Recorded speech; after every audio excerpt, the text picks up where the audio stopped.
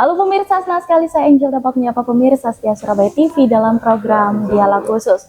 Pemirsa, pemerintah Kota Surabaya mendorong masyarakat untuk segera beralih ke IKD atau identitas kependudukan digital yang katanya digadang-gadang bisa mempermudah masyarakat untuk mendapatkan akses layanan publik karena sudah terintegrasi dengan NIK. Untuk itu kita akan membahas lebih dalam bersama dengan Wakil Ketua Komisi ADPRD Kota Surabaya, Bapak Pendeta Rio Patiselano. Apa kabar Pak Pendeta? Puji Tuhan, luar biasa. Sehat. Sehat selalu Semangat. Pak Pendeta. Oke. Pak Pendeta, terima kasih sudah selalu bersedia meluangkan waktu untuk berdialog dengan Surabaya TV. Kita akan berbicara soal IKD tadi, Pak Pendeta. Mungkin pemirsa setia Surabaya TV ada yang masih awam atau bahkan belum dengar sama sekali. Apa sih sebetulnya IKD itu dan apa manfaatnya untuk pemirsa setia Surabaya TV? Ya, jadi gini Angel, bagaimanapun juga era itu sudah berubah. Ya, saya masih ingat bagaimana KTP itu masih berupa, nggak tahu Angel belum lahir itu pasti. Jadi berupa print-printan, terus kemudian dilaminating. Oke, itu KTP zaman dulu ya, Pak Pendeta? Kita harus laminating. Kalau nggak laminating itu bakal selesai itu. Foto pun juga ditempel. Saya masih ingat itu kodenya. Kalau sekarang kan kita 3578. Betul. Kalau dulu itu 12. 12 titik terus baru bla bla bla bla. Terus kemudian berkembang akhirnya jadi 3578. Dan kemudian pada saat era 3578 lumayan lah dari yang kertas print-printan begitu. Jadi ada kartunya ya, seperti kartu ATM. Terus kemudian jadi kartu ATM. Foto tidak lagi harus ditempel tapi sudah langsung menyatu dengan kartu tersebut, yaitu kita punya KTP, kartu tanda penduduk. Nah, era berubah kemudian menjadi digitalisasi. Sama seperti ketika di Surabaya, bagaimanapun juga Mas Eri itu kan sebagai wali kota selalu mencanangkan smart city, which is good, yang kita harus akhirnya sama-sama terpacu untuk kemudian kita menuju ke era globalisasi, salah satunya melengkapi diri dengan digital. Nah, ketika melengkapi diri dengan digital, maka salah satu yang dilakukan oleh pemerintah kota adalah mendigitalkan kartu tanda penduduk. Nah, kartu tanda penduduk yang kita miliki itu sekarang bentuk yang kartu itu sama persis, tampak depan maupun tampak belakang itu sama persis, tapi berupa digital. Berarti kalau Angel boleh tarik garis besar, sebetulnya IKD itu adalah KTP kita versi digital yang ada di handphone kita masing-masing. Jadi jangan bingung antara iKTP dengan IKD. Sama-sama I-nya, tapi kalau iKTP itu betul. KTP. Kita ngomongnya KTP elektronik. Kalau IKD itu bukan tapi I beneran, I Indonesia. Kalau iKTP kan karena membaca spell jadi I. Harusnya KTP kan ngomong, tapi kita ngomongnya iKTP. Kalau IKD, I betulan. Identitas kependudukan digital. Nah, jadi bentuknya dalam di IKD itu seperti KTP yang di elektronik. Kenapa yang elektronik itu disebut kartu itu disebut elektronik? Karena ada chipnya. Yang kemudian ketika kita ngurus banyak hal, baik itu rumah sakit, BPJS, baik itu bank dan sebagainya, maka digunakanlah chip tersebut karena di situ ada data kita. Nah, ini yang kemudian bergeser dalam era digitalisasi menuju ke IKD, sehingga diharapkan maka ke depan itu tidak lagi menggunakan yang namanya chip tersebut, tidak tergantung pada chip, tapi sudah berupa digital yang itu bisa terakses kemanapun. Berarti diharapkan ke depan memang sudah tidak pakai KTP, kartu fisik. Harapannya ya. KTP, tapi harapannya IKD sudah ada di handphone masing-masing. Harapannya ya.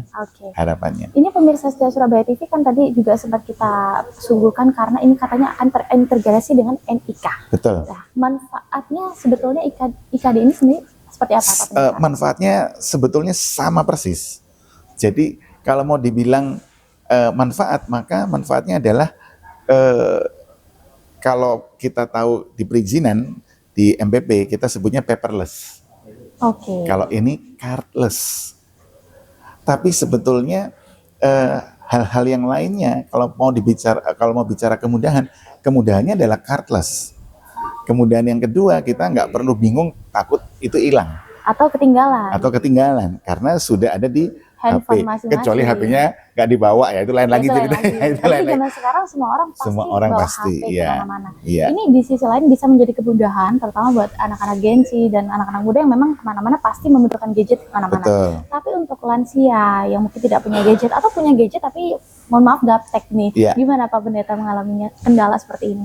Ini memang menjadi PR tersendiri. Saya sempat sampaikan waktu kemarin rapat dengan Dispenduk bahwa kita mau tidak mau hari ini eranya sudah menuju kepada perubahan digitalisasi, tapi masih belum menyasar kepada pembuat kebijakan-kebijakan di masing-masing keluarga. Kenapa? Pembuat kebijakan di masing-masing keluarga yang ada di kota Surabaya atau Indonesia bahkan itu masih gennya itu masih ada yang boomer. Oke. Ya. Saya percaya bahwa 20 tahun ke depan maka tidak lagi menjadi kendala hal-hal seperti ini. Kenapa? Pembuat keputusan kebijakan di masing-masing keluarga itu sudah turun. Turun bukan lagi boomer tapi diturunkan di Gen X. Gen X, betul. X atau kemudian milenial. Nah, kemudian Z. Maka ini sudah orang-orang kelompok yang tidak lagi konvensional tidak lagi konvensional, tidak lagi gaptek terhadap digitalisasi, maka sehingga ke depan yang boomer tadi itu sudah, mohon maaf misalnya sudah ngikut dari anaknya, ngikut dari menantunya atau apa dan sebagainya, atau ngikut cucunya, karena dia sudah otomatis di boomer 20 tahun lagi ya, otomatis sudah mohon maaf sepuh gitu. Nah, sehingga akhirnya di X, milenial, Z, ketika itu yang berperan, maka digitalisasi bukan lagi menjadi masalah. Makanya saya melihat teman-teman di Spenduk ini luar biasa. Capaian terhadap perekaman IKD, itu luar biasa. Yang sekarang meningkatnya itu signifikan. Diharapkan, kemarin waktu rapat, teman-teman di Spenduk menyampaikan nanti akhir tahun 2026 diharapkan 90% warga kota Surabaya sudah punya IKD. Oke, tapi kalau untuk datanya per hari ini bulan Juli 2026 ada berapa Pak Pendeta? Ya kurang lebih hampir 50%-an lah. Oh sudah 50%? Ya, sudah 40-50%. Menuju ke sana ya, menuju ke sana. Karena fokus yang kemarin itu masih belum ke situ. Nah, tapi yang sekarang ini dipacu menuju ke sana.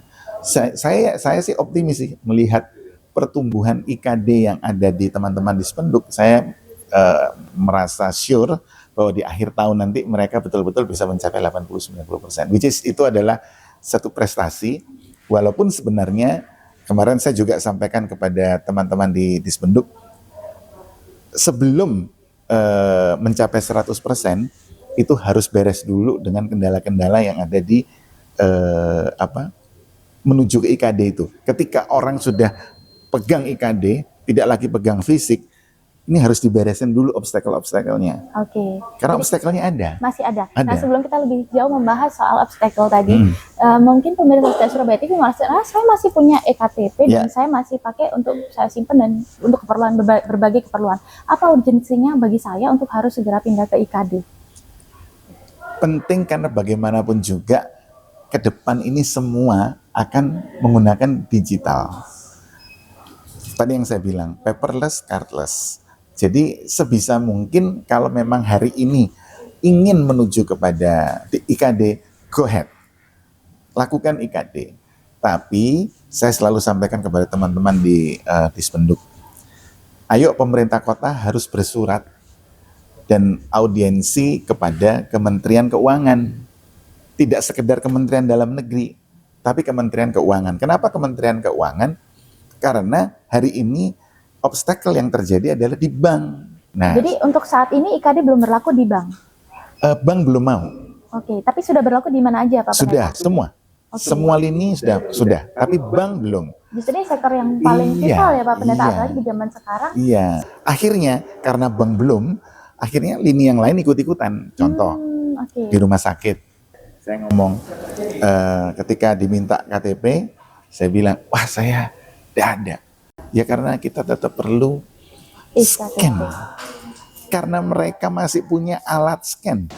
Saya sudah sampaikan, ayo, bahkan di 2024 pun untuk 2025, saya juga sampaikan, koordinasilah dengan pemerintah pusat, bukan sekedar kepada Kemendagri, tapi juga kepada Kementerian Keuangan.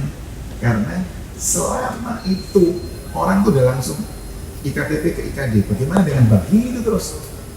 Selama bank masih mensyaratkan menuju ke IKD ini, kendalanya memang beratnya di situ. Makanya kenapa kok Kementerian Keuangan? Karena Kementerian Keuangan harus mengeluarkan yang namanya SE atau kebijakan Permenkyu atau surat edaran Kementerian Keuangan SE Menkyu untuk apa? Untuk menyatakan bahwa bank di seluruh Indonesia wajib menerima IKD, tidak hanya eKTP.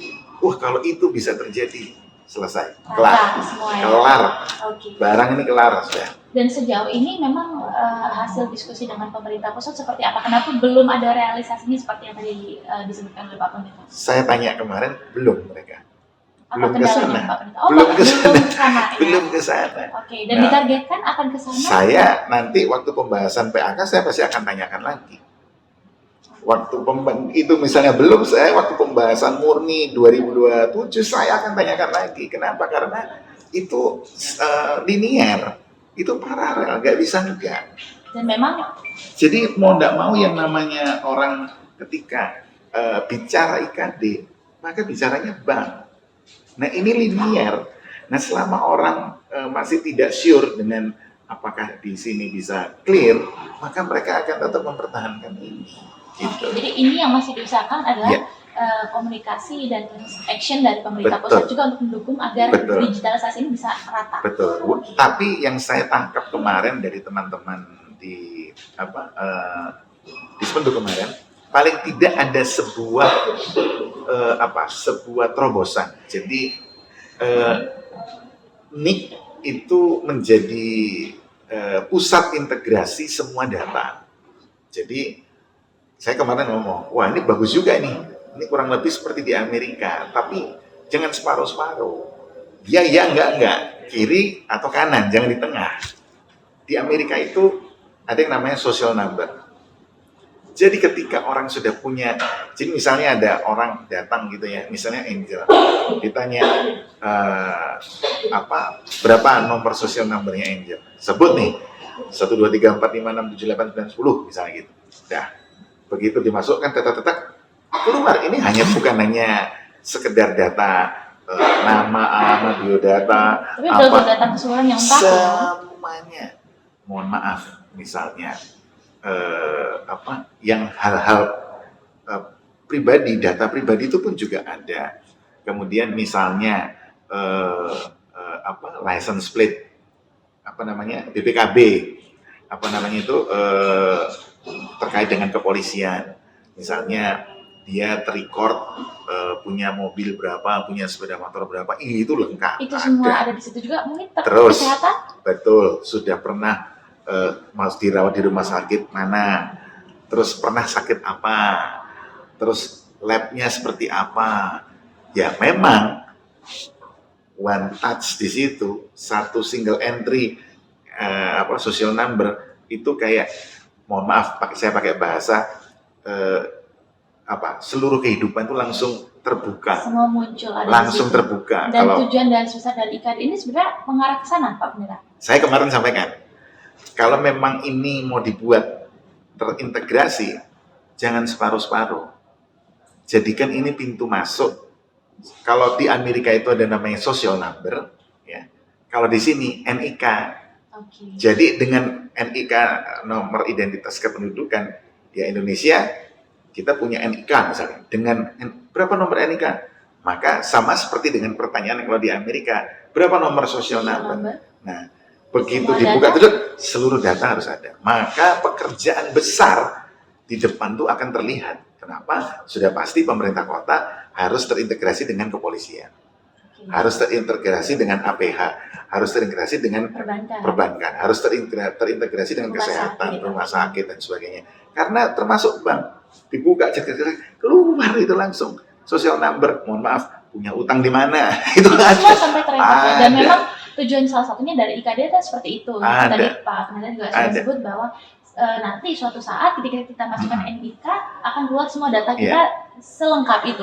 Tapi kan juga menjadi kekhawatiran bagi masyarakat tentang keamanan data pribadinya nih Pak Pendeta. Betul. Bagaimanapun juga memang peristiwa Komdiji kemarin itu meninggalkan bekas dan itu cukup mengganggu karena bagaimanapun juga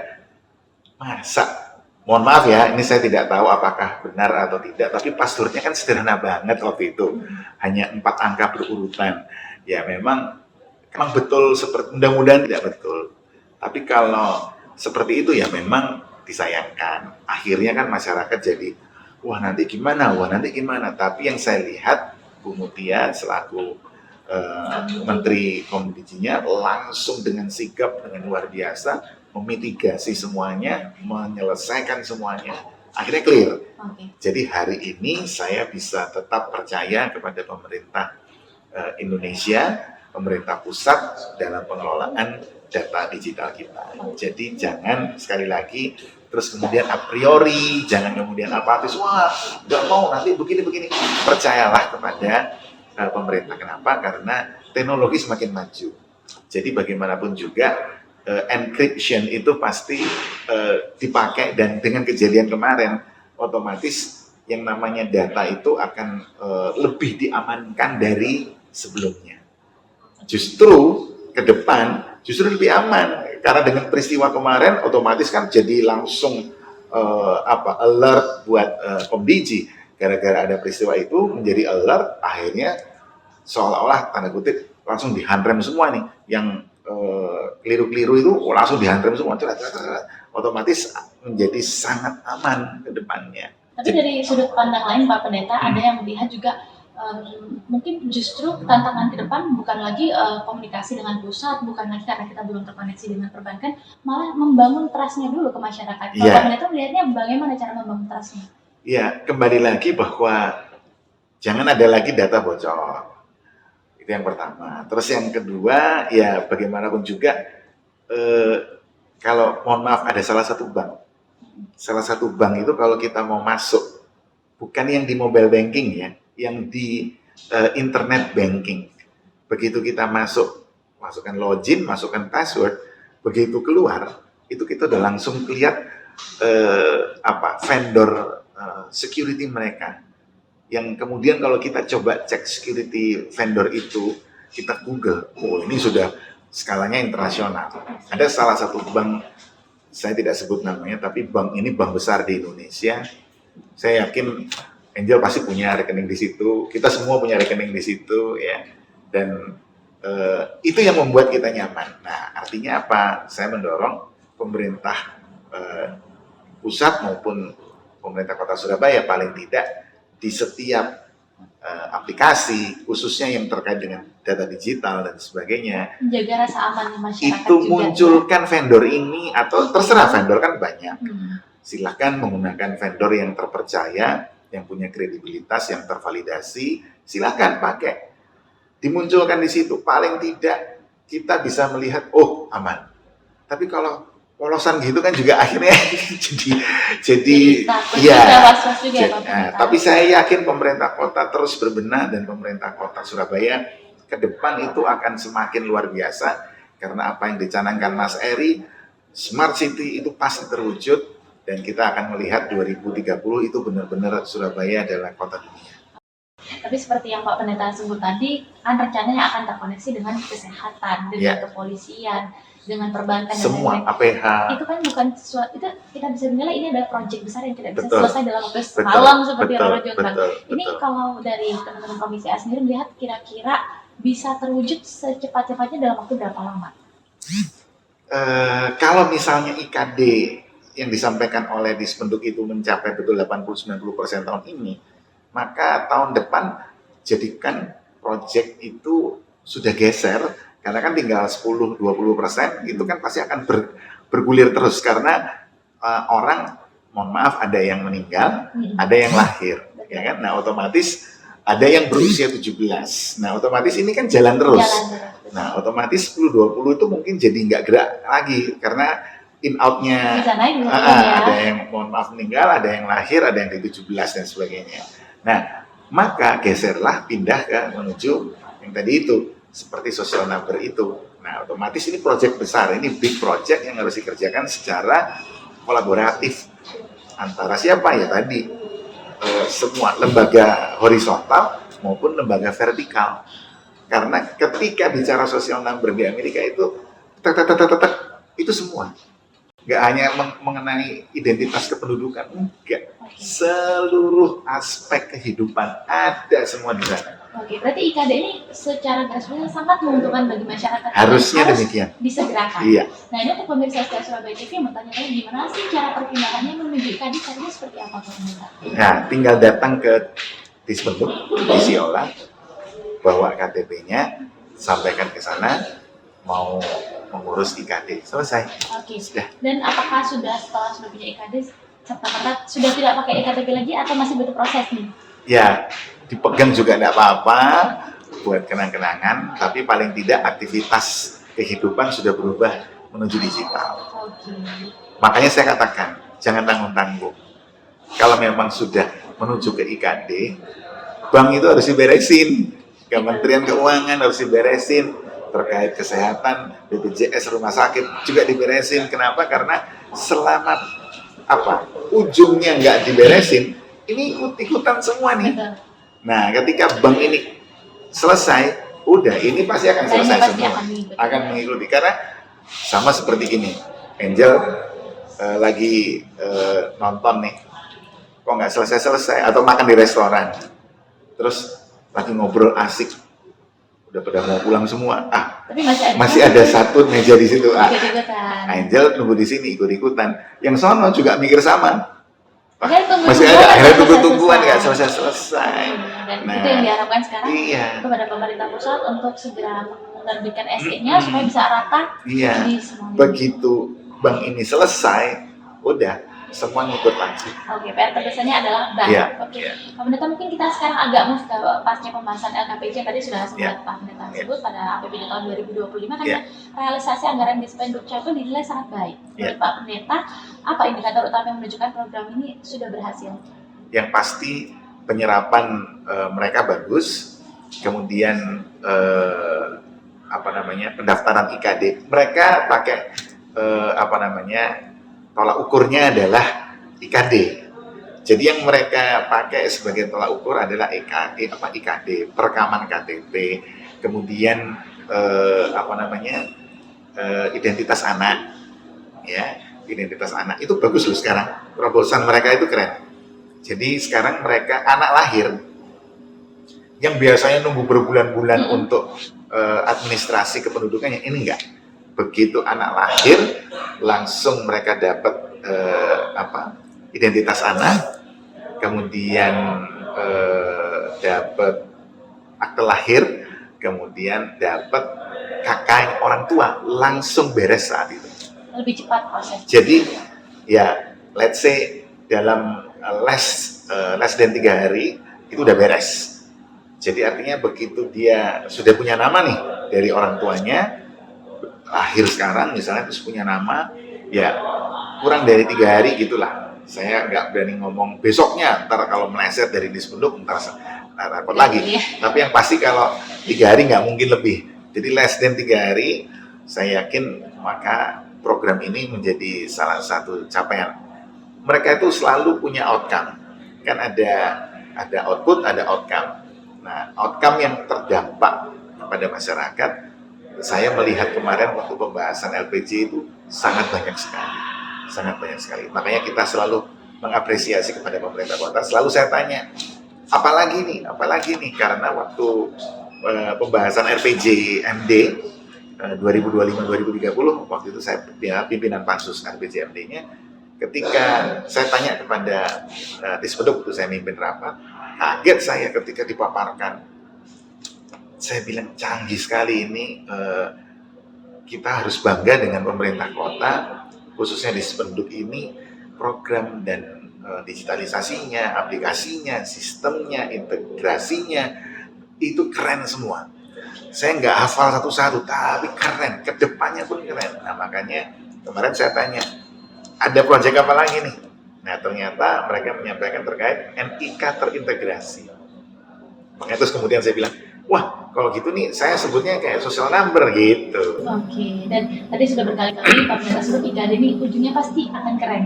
Betul. Bagaimana strategi dari teman-teman di Komisi A untuk mempercepat mendorong masyarakat, terutama pemirsa setia Surabaya TV untuk segera beralih digitalisasi ke IKD? Nah, saya selalu sampaikan kepada teman-teman, gunakan sosial media, namanya digitalisasi, ya. Tapi kembali lagi, kita ini deal with boomer, deal with X dan sebagainya, yang dimana mereka itu selalu perlu didatangi. Kalau teman-teman yang Gen Z, Gen Alpha dan sebagainya, mereka cukup berhadap, karena mereka sehari-hari mereka urusannya sama gadget, sama benda mati ini. Mereka sehari-hari di situ. Kalau kita kan kehidupan kita masih dengan manusia. Nah, sehingga saya selalu ingatkan kepada teman-teman juga di Spenduk, ayo selain gunakan sosial media, gunakan yang namanya KSH. Oh, oke. Kan bagaimanapun juga KSH itu kan luar biasa. Satu KSH itu pegang 20 rumah. Nah kalau sudah pegang 20 rumah kan otomatis kalau digerakkan untuk ke IKD, jalan itu barang. Sejauh ini sudah ada kader KSH yang datang atau ini masih? Kemarin saya sampaikan. Jadi untuk menuju 80-90 itu. Tapi kalau sampai saat ini progresnya sendiri sebetulnya lebih ke masyarakat yang harus ikut bola dan kelurahan. Dan juga lewat aplikasi ya katanya ya. Jadi gini, apakah semua orang sudah mengetahui tentang IKD? Nah itu harus dipastikan. Kalau hanya dengan sosial media atau diharapkan mereka yang kemudian tahu dari platform digital, belum tentu. Kenapa? Karena mereka masih ada di boomer. Yang tadi saya bolak-balik ngomong, kita harus lihat dulu background-nya. Background society-nya kan masih ada di boomer. Jadi akhirnya kan belum begitu yang masif seperti kalau misalnya itu Z ataupun Alpha. Nah, mereka yang selalu terbiasa deal with people, ya datanglah, ketemukan dengan manusia. Siapa manusianya? KSH. Tujuannya apa? Ngingetin, Bapak, Ibu sudah ber-IKD belum? Oh belum, ayo silakan, mudah kok. Jadi, silakan datang. Dari kisah sekarang permasalahannya salah satunya juga adalah how to deal with boomer. Dan Pak Pendeta tadi sudah sempat sebut salah satunya kalau memang nanti estafet kepemimpinan ini sudah berganti ke milenial dan juga Gen Z, itu tentu tidak menjadi masalah. Tapi tentu dalam kasus ini mungkin dalam waktu yang masih beberapa tahun ke depan masih ada boomer kan. Jadi mungkin belum terlalu familiar dengan gadget, ada yang gaptek, ada yang mungkin perangkatnya juga belum support. Itu solusinya selain KSH apa lagi? Otomatis perangkat dari pemerintah ya, bisa dari tentu bukan camat dan lurah. Camat dan lurah adalah yang menggerakkan. Tapi yang bergerak otomatis di tingkat bawah, RT udah pasti. RW, RT. Kalau mau bilang tokoh masyarakat boleh juga. Tapi semua itu kan sebetulnya sudah terangkum dengan yang namanya KSH. Karena RT itu kan covernya gede. RW apalagi lebih gede. LPMK juga gede. Tokoh masyarakat juga gede.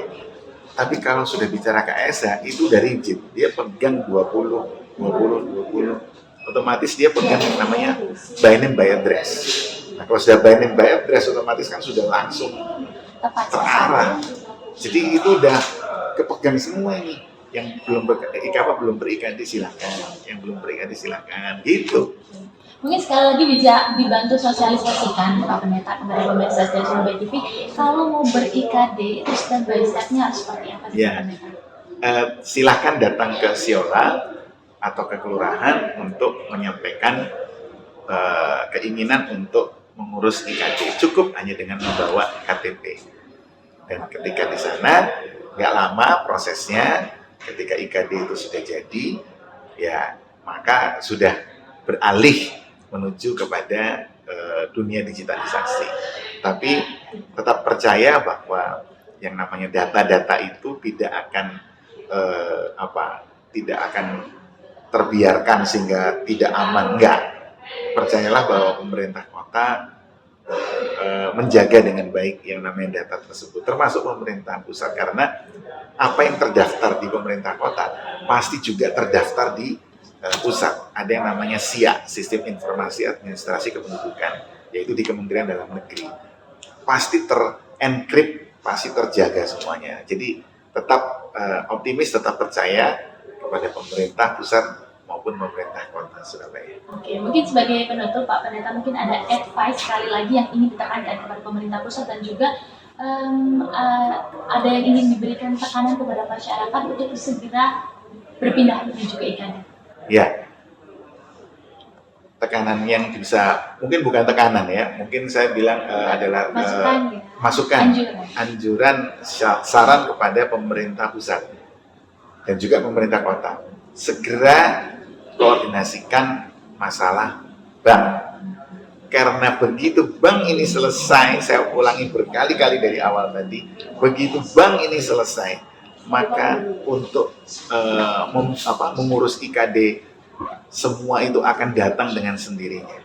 Kenapa? Karena selama bank ini belum selesai dengan masalah eKTP menjadi IKD, orang masih bahasa anunya itu enggan, takut, wah ntar kalau nggak diterima gimana, kalau ntar nggak bisa bertransaksi gimana, kalau nanti tiba-tiba mau buka rekening gimana. Nah, masalahnya bank adalah salah satu sendi kehidupan yang tidak pernah bisa lepas dari kehidupan kita saat ini. Makanya saya mengharapkan koordinasi intensif yang betul-betul kuat antara pemerintah kota dengan pemerintah pusat, baik itu Kemendagri, baik itu Kementerian Keuangan, baik itu Kementerian Kesehatan, supaya rumah sakit juga nggak melulu minta KTP.